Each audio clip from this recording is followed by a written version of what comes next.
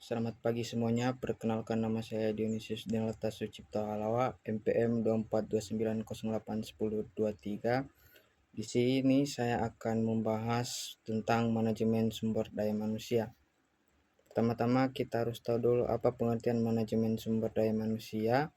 Adalah proses pengelolaan, mengatur dan mengambil pengembangan tenaga kerja dalam perusahaan agar efektif dan sesuai dengan tujuan perusahaan. Di mana artinya di sini perusahaan itu mengambil karyawan yang sesuai dengan kebutuhan agar tujuan organisasi itu dapat berjalan dengan baik dan sesuai dengan yang telah ditentukan oleh perusahaan. Kemudian ada peran utama SDM sumber daya manusia, yaitu perekrutan atau seleksi, di mana organisasi atau perusahaan di sini memastikan bahwa mereka merekrut karyawan sesuai dengan kemampuan atau skill yang dipunyai oleh karyawan tersebut, sehingga sesuai dengan jabatan yang akan mereka dapatkan. Kemudian ada pengembangan dan pelatihan, di mana di sini perusahaan dengan melakukan pelatihan dan pengembangan, mereka dapat meningkatkan keterampilan, pengalaman, serta kemampuan karyawan supaya lebih produktif dalam melakukan pekerjaan.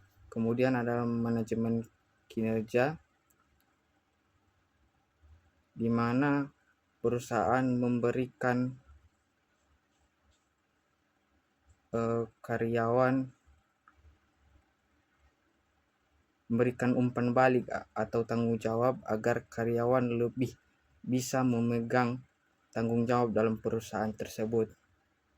Kemudian ada kompensasi atau tunjangan, di mana perusahaan memberikan kompensasi atau tunjangan kepada karyawan untuk sebagai motivasi karyawan agar bekerja lebih giat atau lebih lagi untuk mencapai tujuan perusahaan. Kemudian ada hubungan karyawan, di mana perusahaan membangun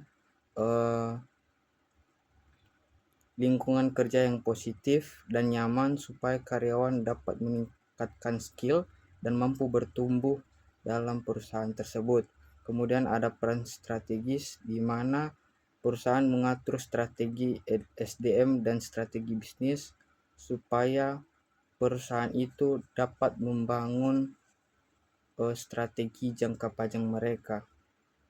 Kemudian ada dampak peran manajemen sumber daya manusia, yaitu meningkatkan kinerja dan produktivitas, di mana dalam manajemen sumber daya manusia ini perusahaan dapat meningkatkan kinerja karyawan dengan fokus pada pelatihan dan meningkatkan skill daripada karyawan tersebut.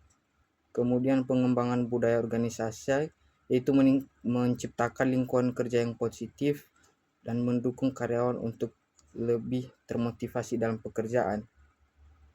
Kemudian ada restorasi dan kesejahteraan karyawan, di mana perusahaan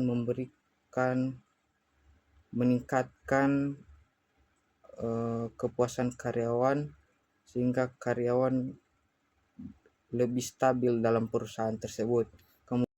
Kemudian ada pencapaian tujuan strategis, di mana manajemen SDM itu berperan sebagai strategi dalam penyelarasan potensi karyawan untuk tujuan jangka panjang perusahaan. Kemudian ada dampak negatif jika tidak efektif, yaitu ketika pengelolaan SDM yang buruk memicu rendahnya kepercayaan karyawan terhadap perusahaan maupun rasa kepuasan dari karyawan tersebut. Kesimpulannya adalah manajemen sumber daya manusia ini sangat berperan penting dalam organisasi karena dia menjadi fondasi utama dalam strategi maupun fungsi-fungsi seperti rekrutan, pelatihan, dan penilaian kinerja itu, supaya perusahaan dapat mencapai tujuan jangka panjang mereka. Selain itu juga manajemen SDM berperan sebagai penggerak utama dalam menciptakan budaya yang produktif, meningkatkan motivasi dalam pekerjaan, serta cara karyawan supaya bekerja lebih efektif dan efisien.